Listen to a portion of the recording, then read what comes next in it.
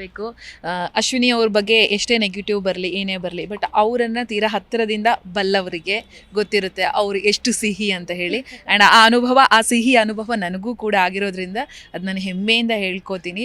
ನಿಮ್ಗೆ ಗೆಲುವು ಸಿಕ್ಕಿಲ್ಲ ಅನ್ನೋ ನೋವು 100 ಅಲ್ಲ 200% ನಿಮ್ಮ ಮನೆಯವ್ರಿಗಿಂತ ಹೆಚ್ಚಾಗಿ ನಮಗೂ ಕೂಡ ಇದೆ. ಸುದೀಪ್ ಸರ್ ಬಗ್ಗೆ ಮಾತಾಡೋದಾದ್ರೆ ಏನು ಹೇಳೋದಕ್ಕೆ ಇಷ್ಟಪಡ್ತೀರಾ? ಆ್ಯಕ್ಚುಲಿ ನಾನು ಇದನ್ನು ಸುದೀಪ್ ಅಣ್ಣನ ವಿಚಾರದಲ್ಲಿ ಹೇಳೋದಾದರೆ, ನಮಗೂ ಅವ್ರ ಕುಟುಂಬಕ್ಕೂ ಒಂದು ನಂಟಿತ್ತು ಮುಂಚೆಯಿಂದನೂ. ಇವತ್ತಲ್ಲ, ಸುಮಾರು ಒಂದು 25 ವರ್ಷದ ಹಿಂದೆ. ಈಗ ನನ್ನ ಕುಟುಂಬದವರೇ ಇಂಡಸ್ಟ್ರಿಲೂ ಕೂಡ ಇದ್ದಾರೆ. ಅದನ್ನು ಯಾವತ್ತೂ ನಾನು ಎಳೆದು ತಂದೇ ಇಲ್ಲ. ಯಾಕೆಂದರೆ ನನಗೊಂದು ಏನು ಅನ್ನಿಸ್ತು ಅಂದರೆ, ಯಾವಾಗಲೂ ನಮ್ಮದೇ ಆದಂಥ ಒಂದು ಐಡೆಂಟಿಟಿ ನಾವು ಕ್ರಿಯೇಟ್ ಮಾಡ್ಕೋಬೇಕು.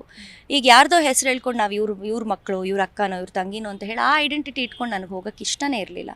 ಬಿಗ್ ಬಾಸ್ ಅಂತ ಬಂದಾಗ ಅಶ್ವಿನಿ ಅಂತ ಅವ್ರು ನನ್ನನ್ನು ತಗೊಳ್ಬೇಕು ಅಂತ. ಸೊ ಆ ಕರೆಗೋಸ್ಕರ ನಾನು ಕಾಯ್ತಾ ಇದ್ದೆ. ಸೊ ಆ ಕರೆ ನನಗೆ ಬಂದಾಗಲೂ ಕೂಡ ನಾನು ಸ್ಟೇಜ್ ಮೇಲೆ ಹೋಗಿ ಹೇಳ್ತೀನಿ, ಅಣ್ಣ 20-25 ವರ್ಷದ ಹಿಂದೆ ನಾನು ನಿಮ್ಮನ್ನು ಅಣ್ಣ ಅಂತ ಕರೆದಿರ್ತೀನಿ, ಇವತ್ತಿಗೂ ನಾನು ಹಾಗೆ ಕರಿತೀನಿ ಅಂತ. ಬಟ್ ಅವ್ರು ಎಲ್ಲಿ ಹೇಗೆ ಅಂತ ಕೇಳ್ತಾರೆ, ಅದು ಬೇಡ ನಾನು ಇನ್ನೊಂದು ಸಲ ಹೇಳ್ತೀನಿ ಅಂತ. ಸೊ ಹೀಗೆ ಯಾರದೇ ಇನ್ಫ್ಲೂಯೆನ್ಸ್ ಇಲ್ಲದೆ, ಯಾರ ಹೆಸರು ಹೇಳ್ಕೊಂಡು ಇಲ್ಲಿವರೆಗೂ ನಾನು ಬಂದಿಲ್ಲ ಮೇಡಮ್. ನಾನು ಏನೇ ಒಳ್ಳೇದು ಮಾಡಿದ್ರು ತಪ್ಪು ಮಾಡಿದ್ರು ಎಲ್ಲವೂ ಇದು ನಂದೇ.